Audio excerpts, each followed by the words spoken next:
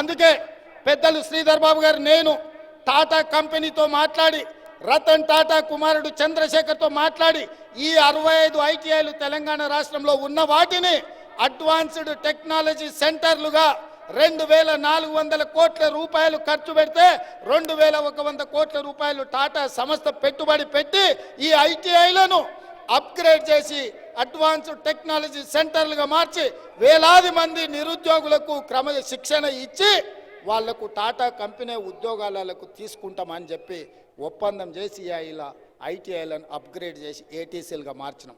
మేము మార్చింది నిజమైతే మీరు మాకు ఓటేయండి, మేము చెప్పింది అబద్ధమైతే మీరు మాకు ఓటు వేయాల్సిన అవసరం లేదని చెప్పి నేను ఈ సందర్భంగా అడుగుతున్నా. మిత్రులారా, ఈ దేశ జనాభా 140 కోట్లు.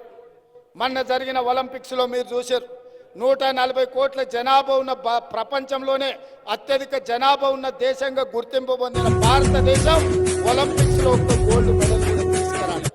10 కోట్ల జనాభా ఉన్న సౌత్ కొరియా 32 మెడల్స్ తీసుకొచ్చుకున్నది. నేను శ్రీధర్ బాబు గారు సౌత్ కొరియా స్పోర్ట్స్ యూనివర్సిటీకి వెళ్తే ఒక్క యూనివర్సిటీ ఆ క్యాంపస్ వచ్చి 30 ఎకరాలలో ఉంది.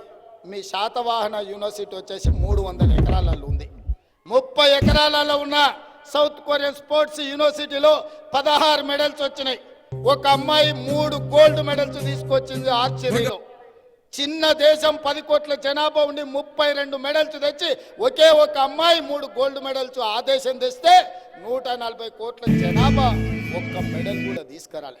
అందుకే ఆలోచన చేసి మట్టిలో మాణిక్యాలను వెలికి తీయాలి, సానబట్టాలి, ఈ దేశ గౌరవ ప్రతిష్ట పెంచాలని యంగ్ ఇండియా స్పోర్ట్స్ యూనివర్సిటీని పబ్లిక్ ప్రైవేట్ పార్ట్నర్షిప్ లో పెట్టి ఈ దేశంలో ఉండే క్రీడాకారులను మారుమూల ప్రాంతాలలో ఉండే మట్టిలో మాణిక్యాలను వెలికి తీసి రాబోయే 2028 ఒలింపిక్స్ లో తెలంగాణ నుంచే గోల్డ్ మెడల్ సాధించడానికి యంగ్ ఇండియా స్పోర్ట్స్ యూనివర్సిటీని తెలంగాణ రాష్ట్రం తీసుకొచ్చింది.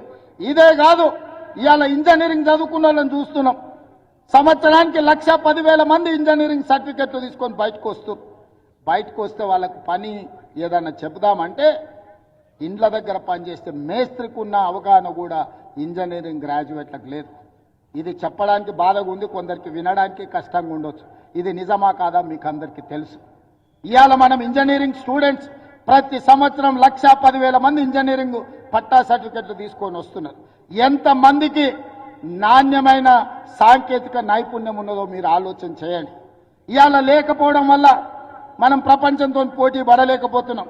ఇంజనీరింగ్ చదువుకొని చిన్న చిన్న పనులు చేయలేకపోతున్నారు. చదువుకు చేసే ఉద్యోగానికి పొంతన లేక ఎంతో మానసిక ఆవేదన చెందుతున్నారు. వాళ్ళ బాధ చూసి తల్లిదండ్రులు కుంగిపోతున్నారు. అందుకే ఈరోజు వాళ్లకు శిక్షణ ఇవ్వాలి, సాంకేతిక నైపుణ్యం పెంచాలి, ప్రపంచ దేశాలతో పోటీ పడాలి అని యంగ్ ఇండియా స్కిల్స్ యూనివర్సిటీని భారతదేశంలోనే మొట్టమొదటిసారి పోటీ పడే విధంగా ప్రపంచంతో ఈరోజు యంగ్ ఇండియా స్కిల్స్ యూనివర్సిటీని తెలంగాణ రాష్ట్ర ప్రభుత్వం ప్రారంభించింది. యంగ్ ఇండియా స్కిల్స్ యూనివర్సిటీకి ఈరోజు చైర్పర్సన్ గా ఆనంద్ మహేంద్ర కార్ల కంపెనీ ఓనర్, ఇవాళ మన యూనివర్సిటీకి చైర్మన్.